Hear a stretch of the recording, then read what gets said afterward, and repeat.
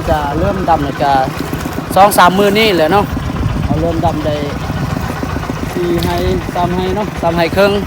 ก็ให้นี่ก็บ่ทันแล้วมื้ออื่นก็สิได้ดำต่อยพี่น้องเนาะ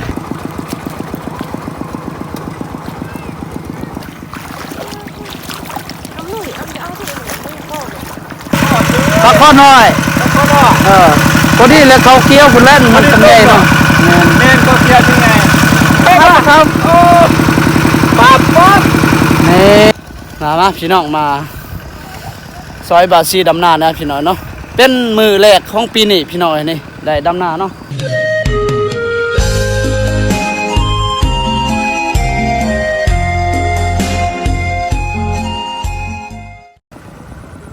อ๋อพี่น้องเนาะ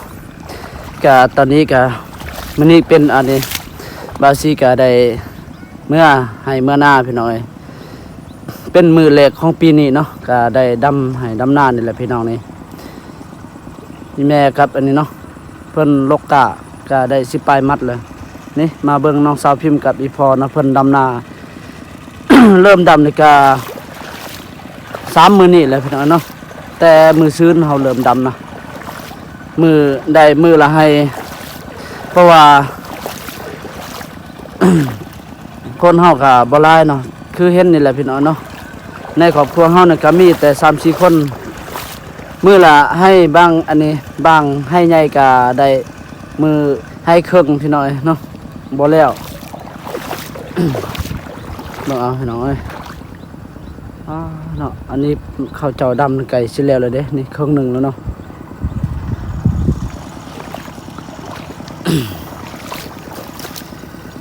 เอากลับสบายดีเด้อพ่อแม่พี่น้องเบิดสุขุสุขคนเนาะยินดีต้อนรับเข้าสู่ช่องบาวซีชนบทลาวเส้นเก่าเส้นเคยพี่น้องมื้อนี้บาวซีก็ได้อัปเดตให้พี่ให้น้องได้ชมภาพบรรยากาศอยู่ท้องไร่ท้องนาเนาะพี่น้องสบายดีตอนแรงๆนี่แหละพี่น้องเนาะเพราะว่ามื้อเช้านี่ก็บาวซีก็ได้ดำนาพี่น้องเนาะฝนตกแน่ก็เลยบ่ได้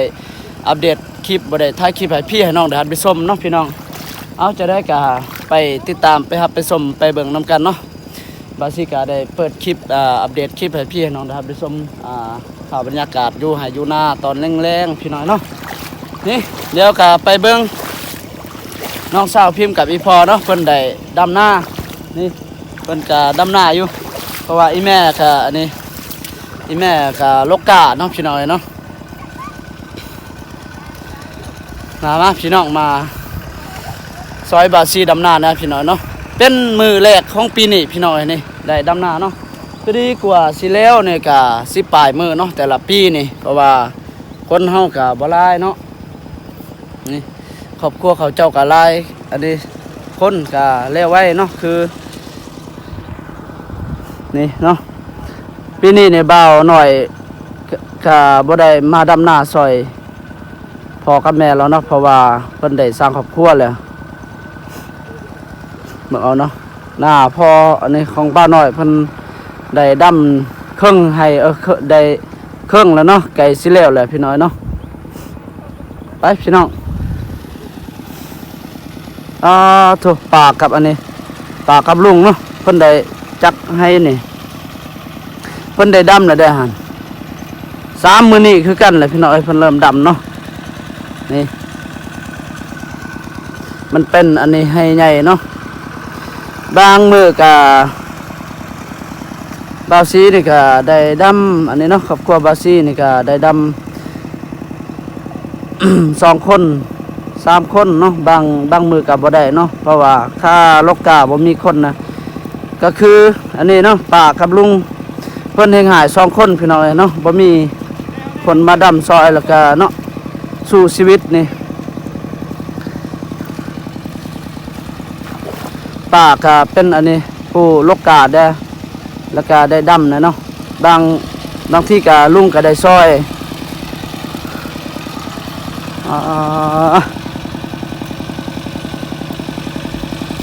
ที่นี่ป่าลายเนาะเพราะว่าอันนี้ป่ามันขึ้นตามอันนี้ห้วยตามห้องเนาะเพราะว่าอันนี้พี่น้องปีนี้นี่เป็นอันนี้น้ำท่วมได้บ่คือปีกายได้น้ำท่วมแต่หัวปีนี้นี่ก็เลยป่ามันขึ้นตามห้วยตามห้องเนาะนี่มาเบิ่งลุงเพิ่นขาดหน้าเพิ่นก็ได้ป้าทหารปลาข้อบ่หัน เบิ่งว้ายใช่ว้ายมามคักเว้ยคักข้อน้อยพอดีเลยเขาเคี้ยวคุณเล่นมันทำไงเนาะ เมนก็เสียยังไง มันจะบอกให้โอ้ปลาเค็มปลาครับ โอ้ปลาป๊อป นี่ที่นี่นี่ปลาไหลบ่คือปีกายเนาะเพราะว่าน้ำท่วมแต่ว่าปีจริงนี่นะ กองนี่นะเพิ่น ใส่ท่องมันตี โอ้เดี๋ยวมีอะไรก่อน มือกองลุงก็คือบ่าวเพิ่นนี่แหละเนาะตรงนี้ก็เป็นอันนี้หน้าลุงกับป้าเนาะนี่เด้อตอนใดดำแหละ3ให้4ให้เลยเนาะยังอีกขาดเบื้องนั้นพี่น้อยเนาะเราขาดบ่ทันได้ดำเนาะก็เริ่มได้ไถขาดมองนี่เนาะไปติดตามไปเบิ่งเดี๋ยวบาซี่ก็ได้อัปเดตน้องสาวพิมพ์อีกเนาะมาติดตามมาเบิ่งน้ำกันพี่น้องเอ้ย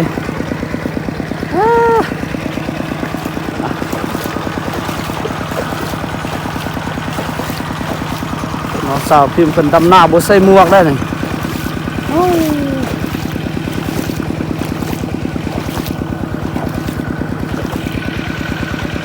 อันนี้2-3 มื้อนี่เลยเฮาเริ่มดำนี่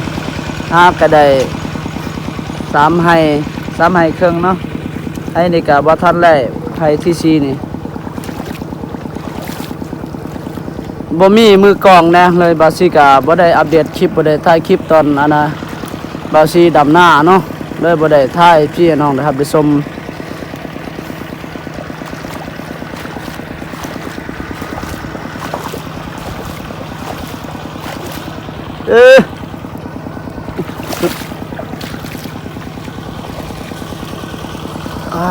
นี่แหละพี่น้องเนาะน้องสาวพิมพ์กับอีพ่อเพิ่นดำหน้า2คนเพราะว่าอีแม่เพิ่นก็ลกกาเด้อบ่มีคนลกกา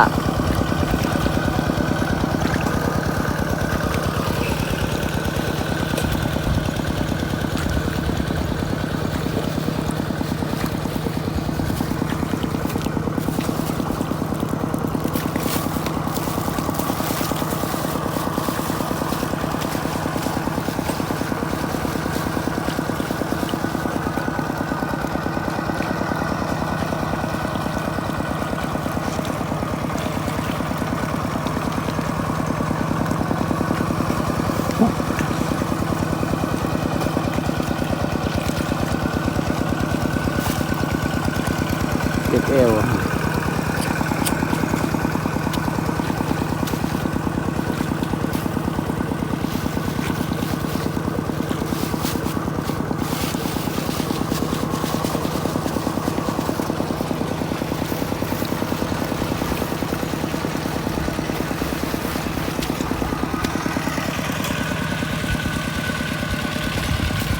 ลุงบ่ตีดอกนะเพิ่นมีนี่มือกล้องเนี่ยนี่เบาขึ้นเพิ่นและจับกล้องเพิ่นก็ได้อัปเดตคลิปหลายเทื่อนี่เนาะหลายคลิปแล้วเพิ่นก็ได้อัปเดตตอนอันนี้ไม่ได้เห็นหน้านี่แหละพี่น้อยเนาะบ่ว่าจะอันนี้เป็นไถนาขาดหน้าแล้วก็ได้ดำลกกาเนาะเพิ่นก็ได้อัปเดตแต่ว่าเบาซี่ก็บ่มีมือกล้องนะเลยบ่ได้อัปเดตเนาะหน้าให้นี่ก็ประมาณมื้ออื่นนี่แหละสิแล้วอันนี้ก็3 โมง 4 โมงยังแหละพี่น้อย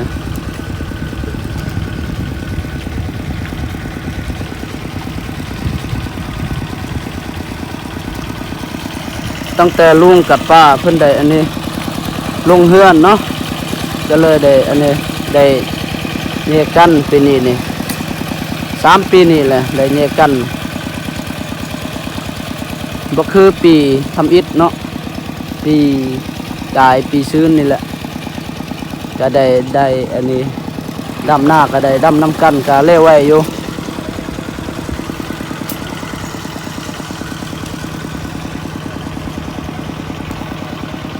เบิ่งคนอันนี้เขาเจ้าทั้งนั้นเนาะก็หลายครอบครัวก็เล่ไว้อยู่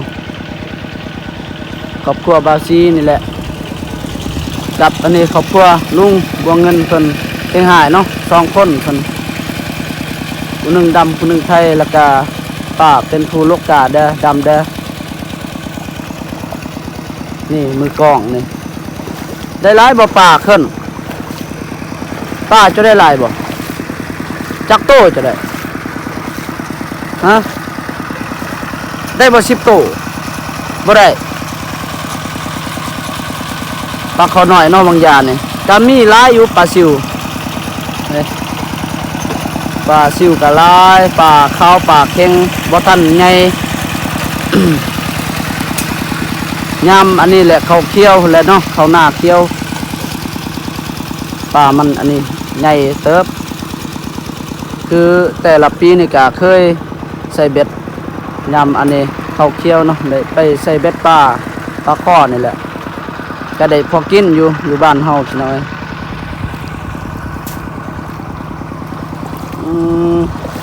ต้นน้องสาวพิมพ์มันเด้เนาะโอ้ยโซเซ่เลยเมื่อยเลยทหารเจ็บเอวว่าเฮ้ยปากเขาบอกเนาะเมื่อยเพิ่นว่า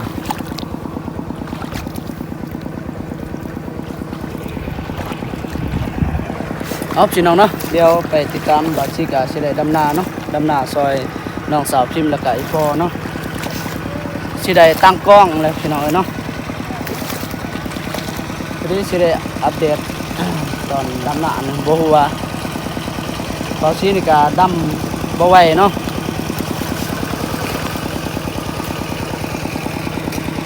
แล้วให้นี่พอดีมื้อเสาร์ก็สิได้อันนี้ไถนาขาดหน้าเบื้อง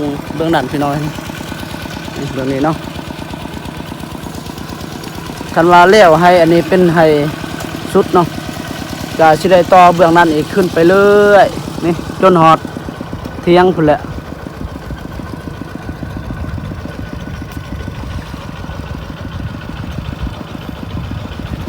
หน้าอันนี้อีพ่อกับอีแม่เนาะน้องสาวพิมพ์กับบัวลายได้10ปลายให้เบิดนี่ดำนี่ก็10ปลายมือคือกันแหละพี่น้อยเพราะว่ามือละให้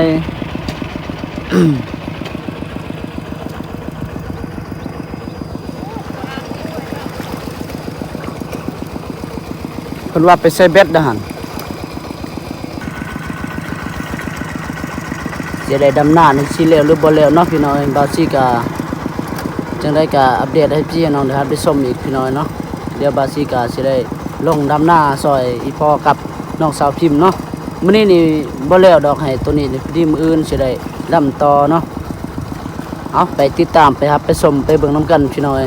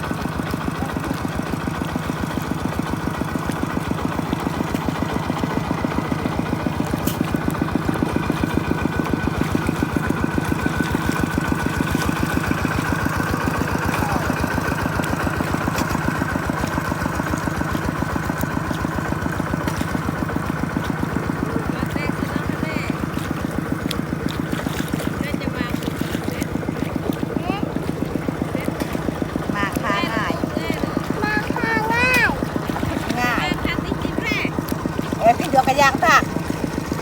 กะเต้กระยางตัวกระยางตากมาเอาได้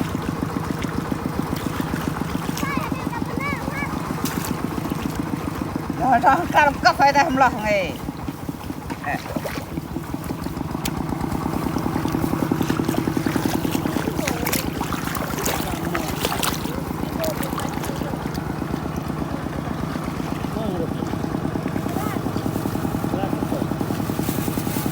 รอดเลยล่ะทำไม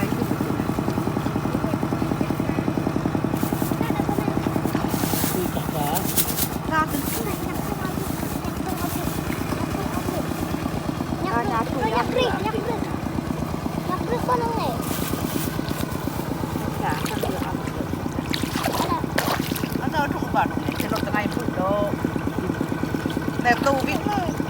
ใกล้ของเจ้าเลยบางแม่ตกตาบูต้องปืนต้องปืนจะลั่นคืนหนาว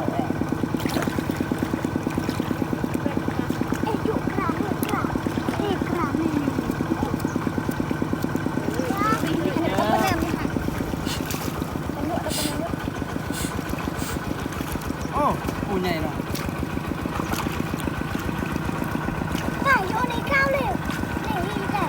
เพิ่นจะเพิ่มดู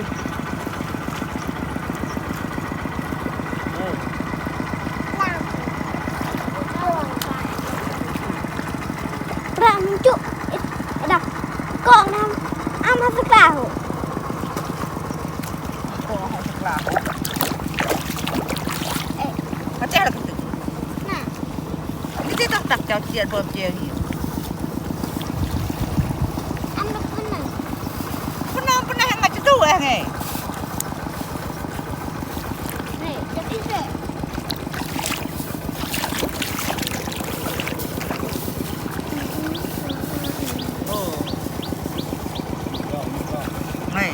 นี่เริ่มไอ้มันจะ ข้าวจะปักเหรอเฮ้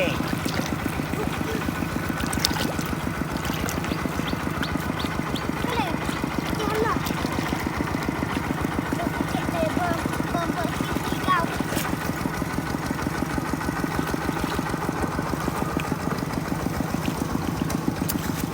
ก รามดี โรคอะไรอีกได้กี่โรคปลักเตีย รามดีโอ้ รามดินมัน ตึงจังจัง บายบายดีดบ้างแม่เก็บดีดไว้ปัด ก็ว่าไงโกงหมูได้เขินรับโกงเจิมจากไหนมีเด้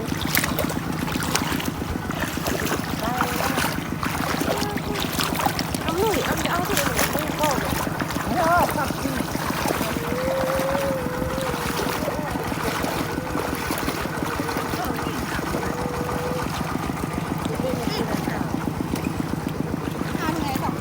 คนเอามาพยางไปแล้วเท่าไหร่มันจะมือโกงเลยเด็กจะมีตาดาว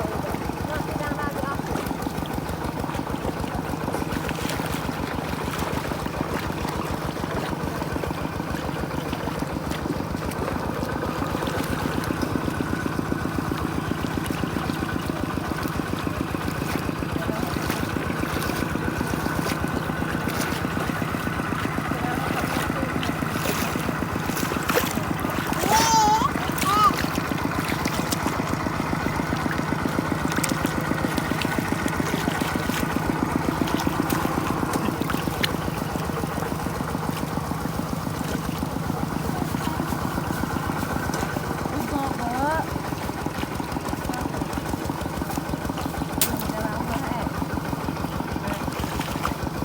อย่าเป่าออกมาให้ถ่ายดู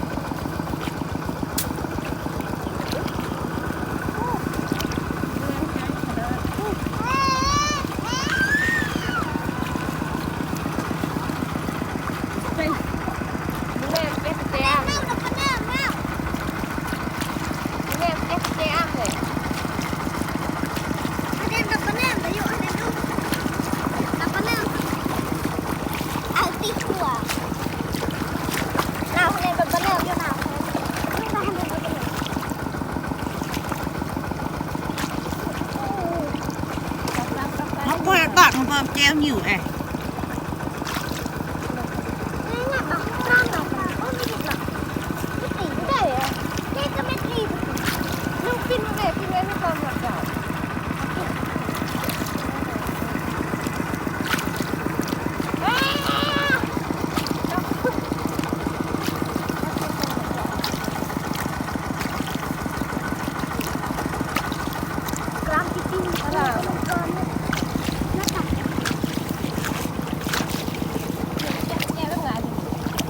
เจ๊บางตึ้งแล้วก็ตะกะโลงเย็น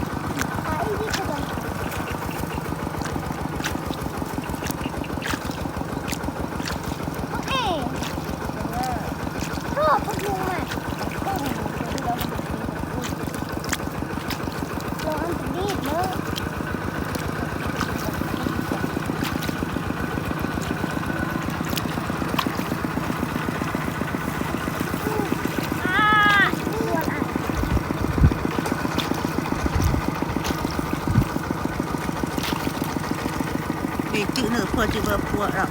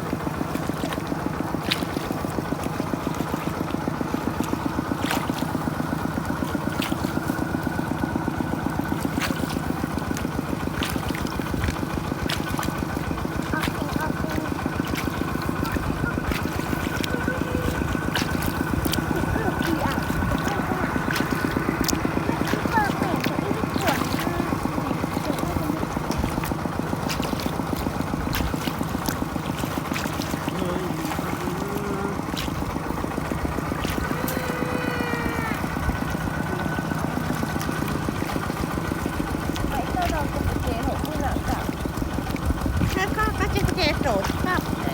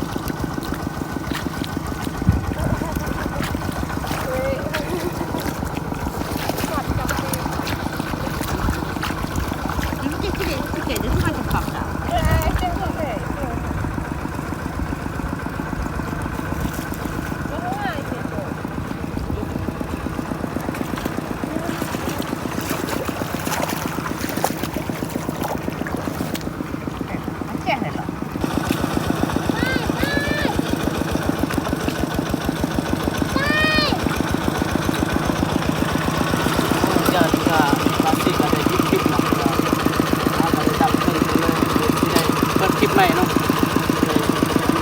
อัปเดตในที่เนาะครับส้มชิ้นแรกเลยในชิ้นฮอตอันนี้แค่หน้าเนาะมันความคิดถึงแล้วได้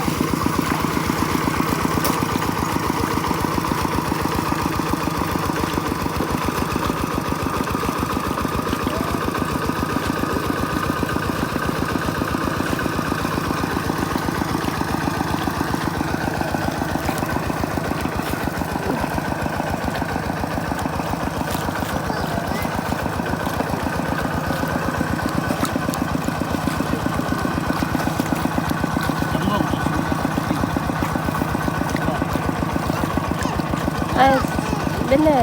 จะนอนมา เ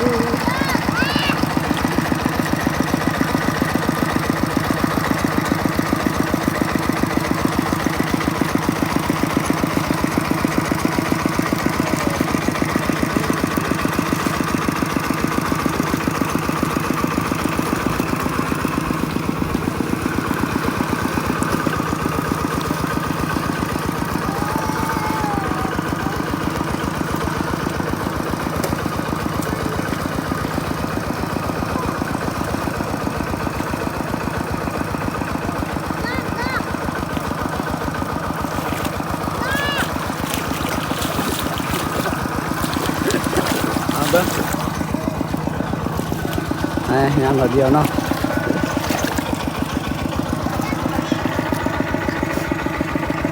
บางอย่างอีแม่เพิ่นก็ได้ลงดำนาซอยเนาะเพราะว่าหลังจากอันนี้เพิ่นโลกาเนาะได้10ปลายมัดนี่แหละมัดซ้ำพี่นี่แหละพี่น้องเนาะพอดีเพิ่นก็ได้ลงมาซอยดำนาอีกนี่พอดีแหละมื้ออื่นนี่ ก็สิได้ดำต่อเลยพี่น้องเพราะว่าอันนี้พี่น้องเนาะเพราะว่าบาซี่กับน้องสาวพิมก็สิได้เมื่อก่อน3 โมงแล้วนี่4 โมงยังเนาะสิได้เมื่อไปหาตลาดอีกพี่น้องเนาะไปซื้อของกินยามนี้ก็บ่มีเวลาไปหากินแล้วพี่น้องเนาะถ้านี่ดำให้ดำนานี่แหละพี่น้องกว่าสิแล้วก็ยังสิปลายมื้อเนาะอันนี้ก็เริ่มดำแล้วก็ 2-3 มื้อนี้แหละเนาะเอาเริ่มดำได้4ให้3ให้เนาะ3ให้ครึ่งก็ให้นี่ก็บ่ทันแล้วมื้ออื่นก็สิได้ดำต่อยพี่น้องเนาะดำอันนี้แล้วก็บาซี่ก็สิได้ไถนากับอีพอเนาะได้ไถขาดนี่แหละก็ยังอันนี้พี่น้องเนาะสิได้ออกเมื่อตลาดก่อนย่านบ่ทันเนาะย่านมันสิค่ำกว่าสิย่างเมื่อนี่แหละพี่น้อยเอาขอบคุณหลายๆเด้อครับพี่น้องฝั่งลาวและพ่อแม่พี่น้องฝั่งไทยเนาะและต่างประเทศที่เข้ามารับชมและมาติดตามมาเป็นกำลังใจให้บาซี่เนาะขอให้พี่น้องอยู่ดีมีแรงสุขภาพแข็งแรงเด้อเบิดสุขสุขคนเนาะเอาบ๊ายบายเจอกันคลิปต่อไปพี่น้อง